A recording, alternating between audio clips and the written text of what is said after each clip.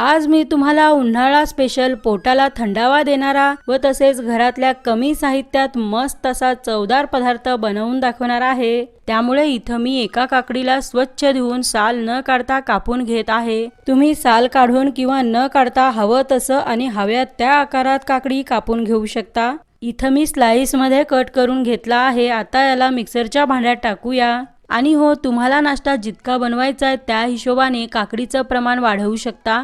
आणि त्यानंतर यात तुम्हाला तिखट कसं हवंय त्यानुसार हिरव्या मिरच्या घालून अर्धा इंच आलं व 10 ते 12 लसणाच्या पाकळ्या, शेवटी थोडीशी कोथिंबीर टाकून पाणी न घालता याला स्मूथ वाटून एका भांड्यात काढून घेऊया। यात काकडीच्या अंगचं पाणी सुटत असल्यामुळे दुसरं पाणी घालायची गरज पडत नाही। फक्त असं भांडं विसळण्यापुरतं अगदी थोडंसं पाणी घालायचं आहे। आणि त्यानंतर यात घालू 1 चमचा तीळ, चिमूटभर हळद व अर्धा लहान चमचा ओवा।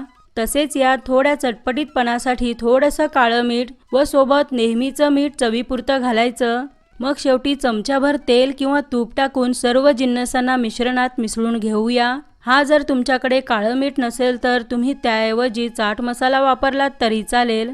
आता या मिश्रणात मावेल तितकं गहू पीठ टाकायचं आहे। इथं मी 1 मोठी वाटी भरून गव्हाचं पीठ घेतलंय आणि लागेल तसं थोडं थोडं पीठ यामध्ये टाकत छान असं मऊसूत कणिक मळून घेणार आहे।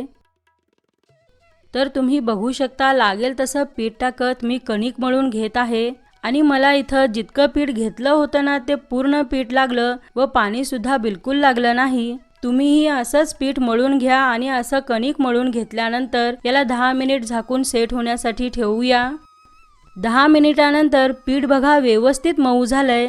तर आता यातलं साधारण लाडू इतकं कणिक घेऊन त्याचा उंडा बनवू आणि कोरड्या पिठात घोळून लाटून घेऊया। तर याला काही विशेष लाटायची गरज नाही, फक्त शक्य असेल तितकं पातळ चपातीसारखी लाटी लाटायची। आणि पातळसर लाटी लाटून घेतल्यानंतर पिझ्झा कटरने किंवा सुरीच्या मदतीने कोणत्याही एका साईडने कट लावायचे आहेत। पण लक्षात असू द्या की पूर्ण कट करून तुकडे पाडायचे नाही, तर किनाऱ्यांच्या आतल्या आत लांब लांब पट्ट्यांमध्ये कापून घ्यायचं, अगदी व्हिडिओत पाहताय ना तसं। आता यावर तेल तूप हवं ते आवडीनुसार सर्व बाजूने पसरवून लावायचं व नंतर थोडंसं कोरडं पीठही पसरवून टाकायचं आहे। आणि पीठ पसरवल्यानंतर कोणत्याही एका बाजूला पकडून गुंडाळत गुंडाळत रोल सारखं बनवायचं आहे। तर इथं आपण लच्छा पराठा बनवतोय त्यामुळे ही प्रोसेस केली आहे। तुम्ही हवं तर साध्या पद्धतीने थेपल्यासारखं सुद्धा बनवू शकता, पण इथं मी लच्छा पराठा बनवत असल्यामुळे असं गोळा केल्यानंतर शेवटचं टोक खाली घालायचं आणि तयार उंड्यावर थोडंसं कोरडं पीठ टाकून लाटून घ्यायचं आहे।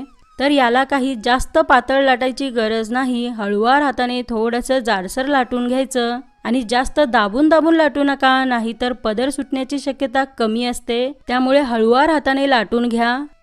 हे पहा, असं सर्व पराठे थोडे जाड लाटून गरमागरम तव्यावर टाकून भाजून घ्यायचा आहे।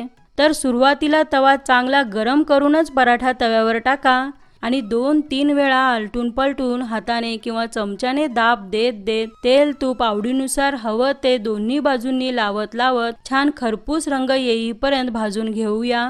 तर कधी कधी आणि विशेषतः उन्हाळ्यात भाजी चपाती वगैरेचा पसारा मांडायचा फार कंटाळा येतो। मग अशा वेळी नाश्त्यासाठी, जेवणासाठी किंवा डब्यात देण्यासाठी उत्तम पर्याय आहे हा पराठा। मग एकदा जरूर बनवून पहा।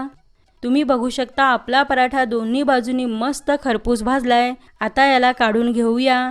तर असा मस्त सॉफ्ट चवदार रिफ्रेशिंग पराठा कोणत्याही चटणी किंवा लोणच्यासोबत किंवा काहीच नसेल तर दह्याबरोबर एकदा खाऊन तर पहा, घरातल्या प्रत्येकाला फार फार आवडणार हे नक्की।